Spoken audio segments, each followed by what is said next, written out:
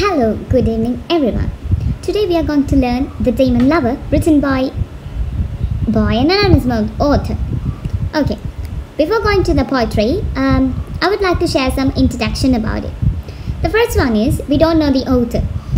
We can simply say that the author is anonymous or the author is unknown.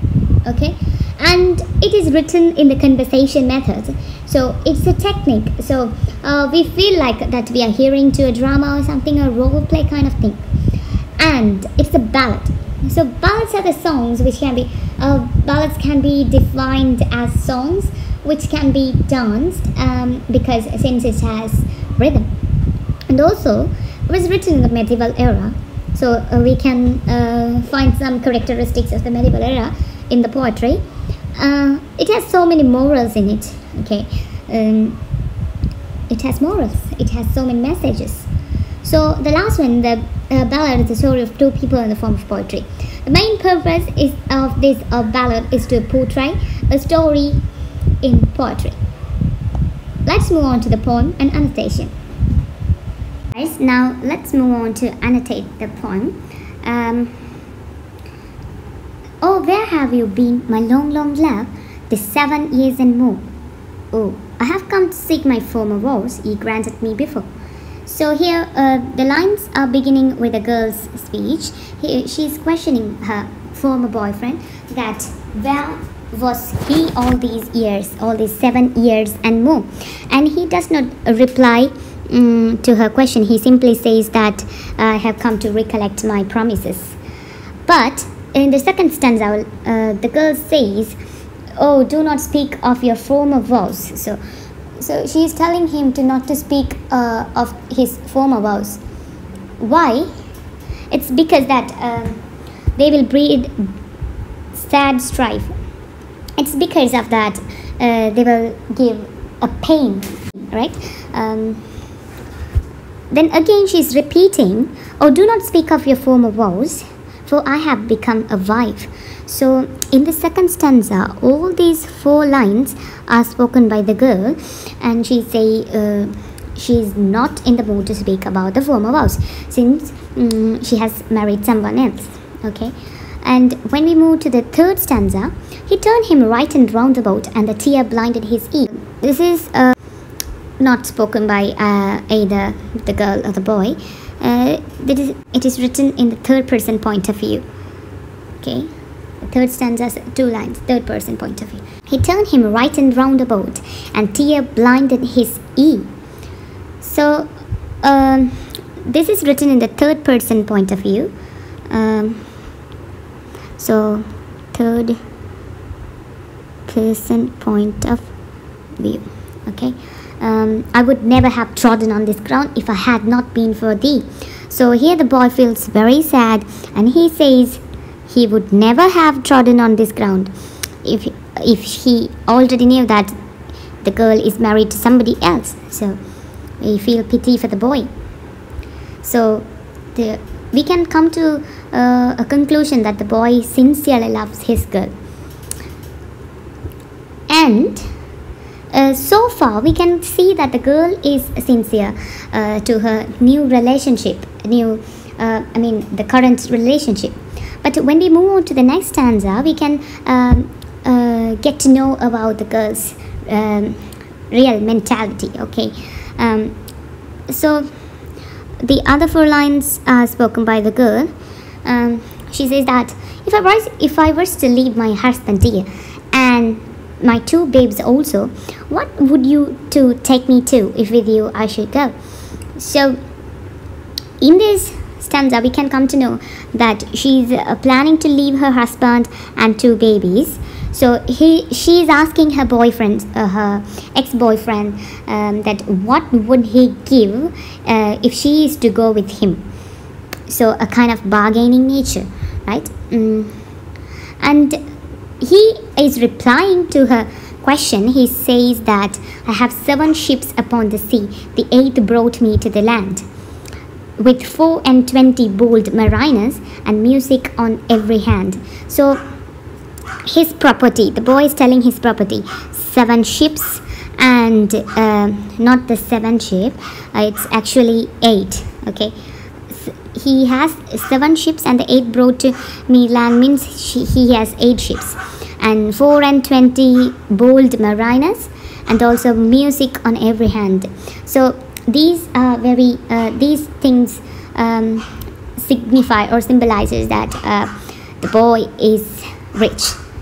She has taken up her 2 little babes, kissed them on cheek and chin. Oh, fare ye well, my own 2 babes, for I'll never see you again. So she's holding her babies, and she's kissing them on the cheek and chin, and she's relating, bidding farewell to her babes. So babies, okay. So we can see the girl's real nature in this part, because leaving the children is not at all a gentle heart, okay.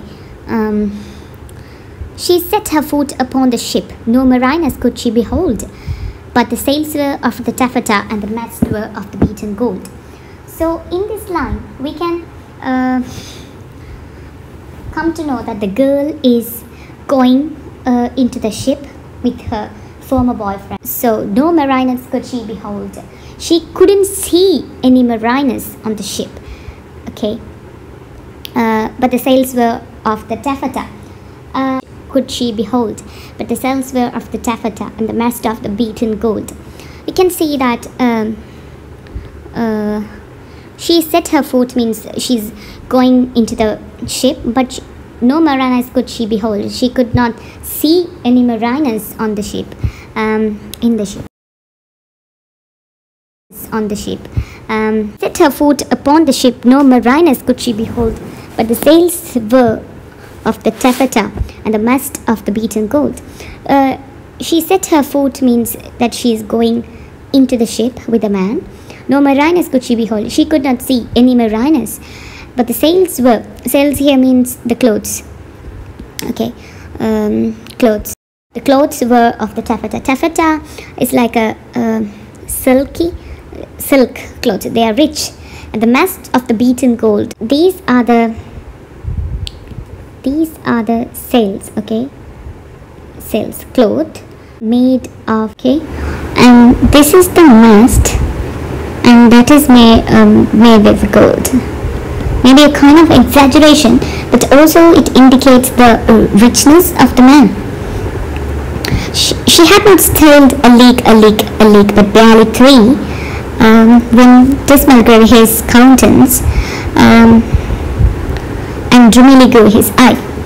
So here we can see that they have gone for 3 leagues, and his appearance slightly becomes devilish.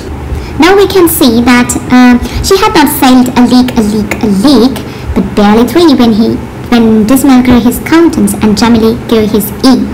So here we can see that his eyes becoming dark and reddish. So it is also a devilish nature.